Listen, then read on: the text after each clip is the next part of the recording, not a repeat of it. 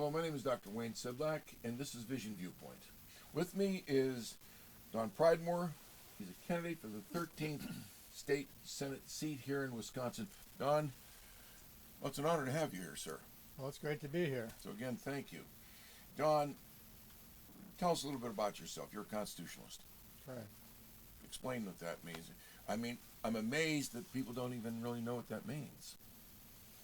Well, one of the things I have hanging in my office is a copy of the Constitution, and I keep it there just as a reminder to read it occasionally and remind myself of what's said there. And there isn't any part of the Constitution that I would not support. It's there.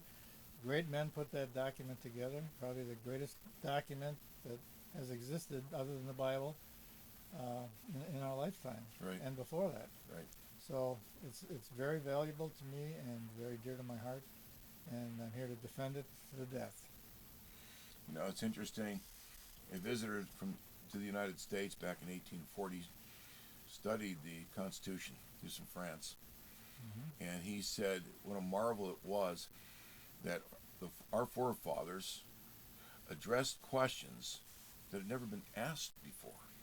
He said, not even of the great Roman Senate. He said the amazing thing is they answered them in one generation. So you talk about the glory of the Constitution of the United States. What a great gift that government is to us, including here in Wisconsin. So you believe in this thing called the oath of office, do you? Oh, certainly. So a man is limited in what he should do in office. He can't just do what he wants, say, for example, a governor. Yes, well, we've got a good example of that right now in That's right. Madison. That's right. He's doing what he wants, and he's getting away with it for the most part. But government, our framers expected government to be hands-off. If it's not covered in the Constitution, we shouldn't be doing it. That's right. And you've defended that in battle. that's So correct. your oath to uphold, maintain, and defend the Constitution was an oath you took before in the Air Force before you went into battle. That's right. You defended our great nation. So this is no small thing. You're a veteran. You put your life on the line. You've also had 10 years in the state legislature. Right. Back in, what was it, 2003 to 2013? 15. Yes. 15? So about 10 years that you were in the legislature. You have the experience of concerning the things we're going to be discussing. You've been articulate. You've spoken out. You have a couple of opponents. And the things we're going to discuss here, and remember, folks, this is the primary. February 16th is the primary. He's running against several individuals in the GOP. Now's the time to get up and do something about all those complaints you've had. So I'm going to put Don before you. I'm going to let he can speak for himself. You'll hear how articulate he is and knowledgeable he is, I'm sure. Don, there are four major areas, and again, I don't hear your opponents saying anything like these things. They're just not. And if they are, it's always I said, he said, we said, you said. I don't hear them saying it. So, My opponents either are saying nothing about what they're going to do in office, or have sat on their hands for years and done very little. right, And when I mention their names, most people haven't even heard of them. right, And if they have heard of them, and you look at some of the mailings that people have been getting, it's all platitudes, it's all distortions. It's just not, this is what I'm going to do when I get in there. It's what I've done, and what I've done is very little, very little. it's the typical flyers you get from people that are running for office. Right. But I'm going to pin you down. There's some precise things you've spoken to that I'd like to hear again. You've mentioned four areas in particular. One that I know your opponents aren't addressing. You represent, well, the area you represent. That's Starts out in Hartford, Hartford, goes through down to Water- Oconomowoc, Oconomowoc, out to Watertown, Jefferson, Watertown, Beaver okay. Dam, The Myra, okay, Columbus, right. up to Elmira, Brownsville. So it's about 170,000 plus people in the district, A lot of farmers, farmers. a lot of hardworking people. Given that, you mentioned a need of those same farmers, and arguably we need the farmers. We have to eat. That's right. Some of the hardest working people, and they're losing their farms here in Wisconsin. Yeah. So you're addressing that issue. This whole area of the farmer needing somebody to voice concerns and defend them. That's Explain right. that. Well, I've introduced a couple of ideas that what I really want to do is listen to the farmers, because I'm first generation off the farm myself. So I've spent my summers on my grandparents' farm, feeding the hogs, slopping the hogs, feeding the chickens, doing things like that, routine work that a young boy of my age at the time could handle. It's hard work. Been there, Mm-hmm. done that at my uncle's farm. But what is it that what voice will you give them in the Senate? Well, the first thing I want to do is preserve farmland. We're seeing our local small farms getting gobbled up. They have very little voice. The city, town, village decides to annex land. They have very little say in what they do. But if we can create agriculture corridors where farmers can take advantage of each other's expertise in growing crops, raising beef, whatever, they can specialize. Now you're talking about corridors, these zones. Right. That's been done already out east. Yes, Pennsylvania, for example. Pennsylvania is a good example.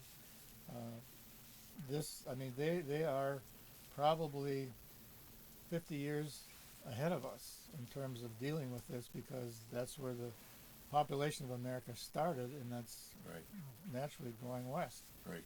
And so they've experienced it, and they realized that if they're going to save their farms, they're going to have to protect it some way, and that's why they created these corridors, where you put maybe 6 to 8 farms in a region that's exists in one location. It has to be good farmland. It can't be just rocky or soil or sandy soil. It has to be good farmland, but the farmers are legislatively allowed to form their own expertise, whatever it is. So it's not dictation from above. It's them at the local level. Right, they're making their decisions how they want to work this. Their land is valuable to them. They want to pass it on to the next generation if possible. Right. And let's face it, without farms, we don't eat. Right. Some of us eat too much, but otherwise, we still need to eat. Worse yet, it ends up in the hands of very powerful and wealthy. Right. They're not cartels, but you know what I mean. Well, look at the example of World War II. How many people starved during World War II intentionally by Stalin and other dictators? And that was their way of controlling their population. Right. So without a free market farming agricultural community, we could experience that same thing if we got a tyrant in the White House, or As a governor. globalists here. Right.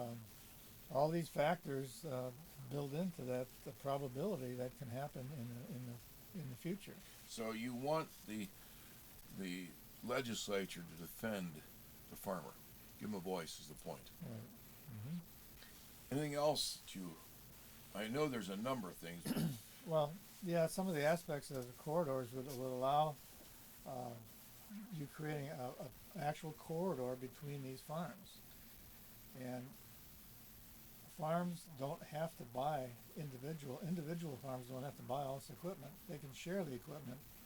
Come planting time, come harvest time, you have these big, humongous machines that are very expensive, and you want to allow free will to exchange this.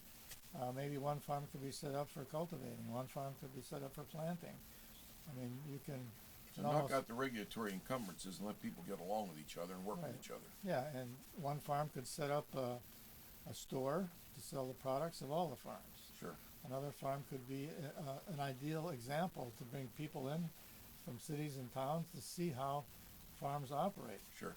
I mean, we have farm days now, I know, in most counties. Right. But why not have it there all the time, year round? People come in, make a nominal donation Right. to support the effort, and they can be shown exactly how farmers work. So you're for What they freedom do. is what it amounts to. Freedom and a competitive environment that puts aside the regulatory encumbrances. Right. You'd like raw milk, for example, to be Yes, well, really no. accessible, as long as there's the cleanliness and hygiene, Right. etc. Yes. Nobody.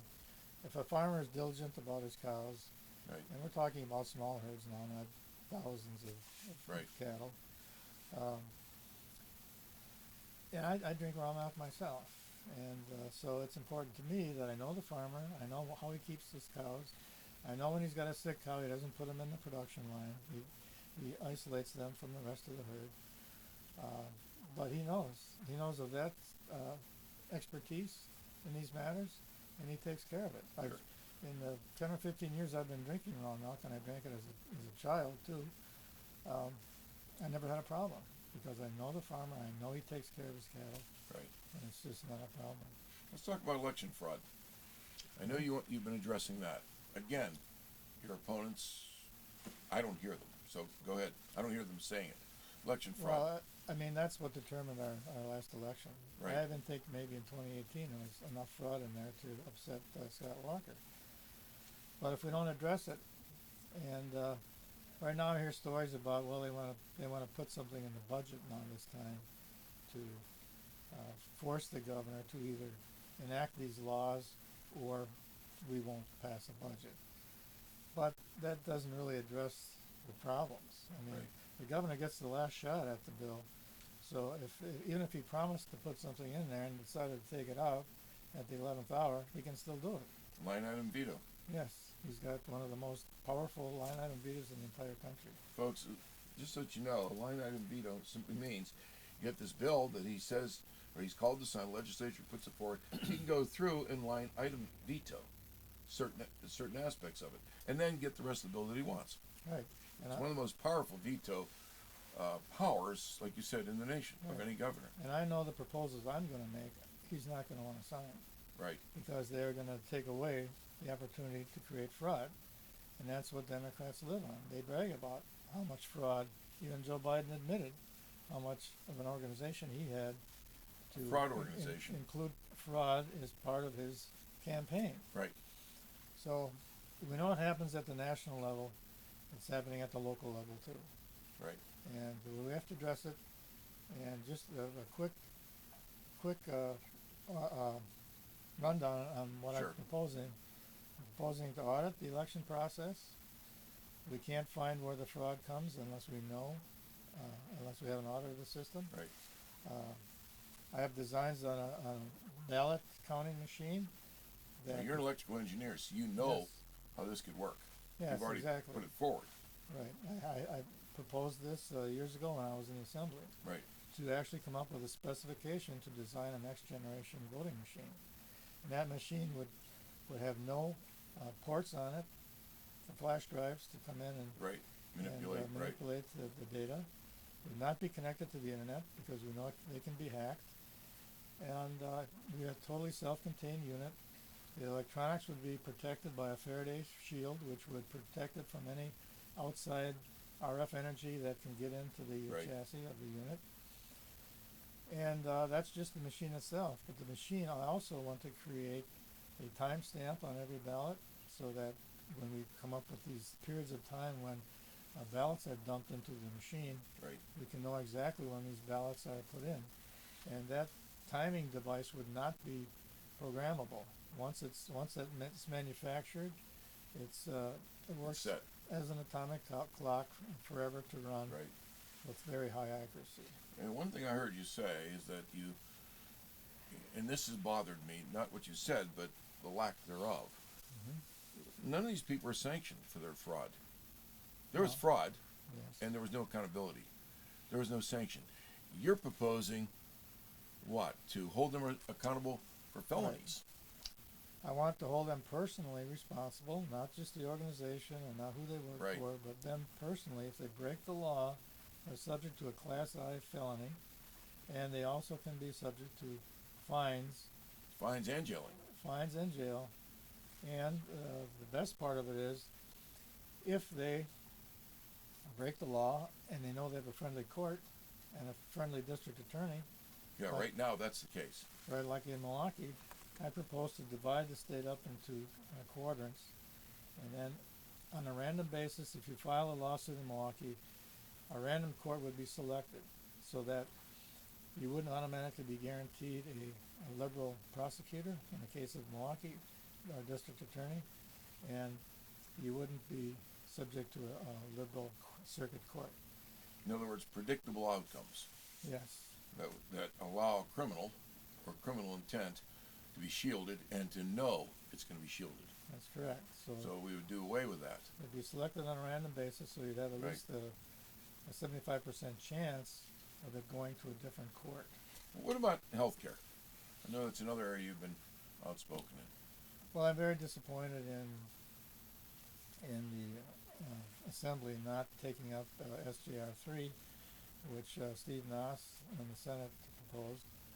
Right now they're claiming that this mask requirement has exceeded the tyranny of the governor by extending it continually after the It's 60 illegal. days. He's violated his oath of Right. office. I'd be in favor of shortening that 60 days down to 30 days. Why, things move a lot quicker today than they did, 50 years ago Right. when this was first enacted and put into place. So there's no reason why we have to function under a 60-day calendar. We can And the reduce damage, the economic damage is huge. that. Right. And the personal damage, people's lives, Yes. people losing their homes, their careers, their farms, all that's being lost. Right. I was very active in the Open Wisconsin movement too. Right. I Uh, remember. I wanted to allow these businesses to continue to operate, and by closing them down using this China virus as an excuse to do it is unconscionable. That's right. Businesses have gone under. They're hurting. And the masks don't even work. Had not been the stimulus, they would have all gone out of business. Right. But where does the stimulus come from? It comes from printing more money in Washington, D.C. So we have more inflation. More inflation. Right. Our future generation is going to be paying for it still. And who's the benefit of that? Right. China. Right. That's exactly right. How much farmland do they own in the U.S.? So and you other are, properties? again, we're back to the fact that the Republicans aren't holding the governor accountable, That's right. even as of just this few days ago, Right. when the GOP decided to delay the delay the vote that would have allowed for the joint resolution. Right. The Senate passed it. Mhm. The House, all they had to do, the Assembly, all they had to do was join in, and the governor wouldn't have had a say. That's right. But the GOP leadership did it again. Yes. And this is a broken record. Mhm. They Yeah. did not want to shut him down. I'm pledging right now that I will never support a bill that allows an unelected bureaucrat to make decisions. I don't care if it's health care or any other issue for that matter. The Elections Commission falls under that rule too, that they will not be in charge of those decisions unless they're responsible, either be elected themselves or be You mean responsible. like medical people, Yeah. unelected medical people? Yes, Right. exactly. And without being accountable to an elected official, because without any voter input on these positions, we come up with these types of problems. That's right. Education. You're a well-educated man. You electrical engineer. You've traveled the world in your field of expertise. You set that aside because of your conviction. There was a need here in the state of Wisconsin. Right. So you won the election. For 10 years, you've been in the state. You have the experience of advocating constitutional balance of power and advocating these things for the state of Wisconsin here from the Assembly. Now, when it comes to education, I know that you uphold and defend alternative forms of education. For example, homeschoolers. Right. You want them to be okay. You don't want more regulatory abuse from DPI. You want that, just let them be free is the point. You want to increase freedom, decrease any regulation, regulatory authority. But also in general, education, standards of Yeah, education. if DPI had their power to do it, they close down every form of alternative education. Right. That's just their mindset. They think public schools are All the there cat's is. meow. Right, right. So we've fought for them for years to get alternatives out there. Right. And but according to our state constitution, the DPI superintendent has responsibility for education from age 4 to age 20. Yeah. That's just what it says. And granted, we don't always fall under those age categories for our education system. But if we don't have competition in education, we will end up with a public school system that does not serve us well. As the one we have now. Is the one we have now. Because the others are encumbered. Yeah. Freedom needs competition. Different voices giving their inputs. Mm-hmm. For example, in the healthcare that we just mentioned, there isn't the freedom to express the other side. The media won't allow it. It's that simple. So people think, well, that's the only voice I hear. Masks and distancing and all that. Mm-hmm. But freedom says you allow, for example, the thousands of European doctors to speak out. Well, the same is true in education. We need to have freedom. That engenders competition, and then people go to that which is most advantageous. Mm-hmm. So, what about DPI itself? Well, DPI has about 900 employees. Nobody knows what they do. If anybody could tell me what they do, I'd be all open to hear it. But my approach to this is audit DPI. Audit DPI. Music to my ears. Go ahead. We can make this public, and give people an opportunity to see what actually goes on there. Look at these job descriptions, and look at it. I believe we could cut DPI by at least 10% in their budget, and we wouldn't notice the difference. That's how much. Well, we don't know what they do to begin with. I mean, Yes. overtly we're told, but inside, where the machinery is, we really don't know. It's a very secretive. Yeah, it's a secret society is what Right. I call it. It's really what it They're is. self-promoting. That's right. Every DPI person that's been elected to that position has been an assistant administrator, assistant superintendent. So it's ingrown promotion. Yes. So I want you to hear this. Back in 2013, Don, you ran for the DPI, and you're up against Tony Evers. Correct. You gained 40%, if I understand correctly, 40% of the vote pretty much in your own efforts. And the complacent GOP didn't really get behind you as they should. All they had to do was get you another 10, 11%, you'd have beaten him. And then his ascent to the top would have been cut off. That's right. We wouldn't have him probably as a governor. You'd have defeated him back in 13. The only reason Tony Evers is there is because of his chain of victories Right. statewide. He was the most prominent Democrat out there, but the Republican Party could not see that coming. Right. They were blind to the fact that who's that Democrat going to be Right. that's going to run against Walker? Well, Well, they could have done something back in 13. You'd have been head of the DPI. that's right. But they didn't. That's right. They didn't have the foresight. Mm-hmm. So it's a lesson for us. Folks, on February 16th, it's your opportunity to do something. Vote in the primary, the GOP primary. I believe you should vote for Don Pridemore. I certainly will. Then after that, there's the election, the major election on April 6th, where he runs against a Democrat. So now's the time to stop complaining, and now's the time to act. Don, certainly our prayers are with you, and I certainly wish you well. Thank you for being on Vision Viewpoint. I appreciate the opportunity, and I'm glad to be here. God bless you, sir. Thank you.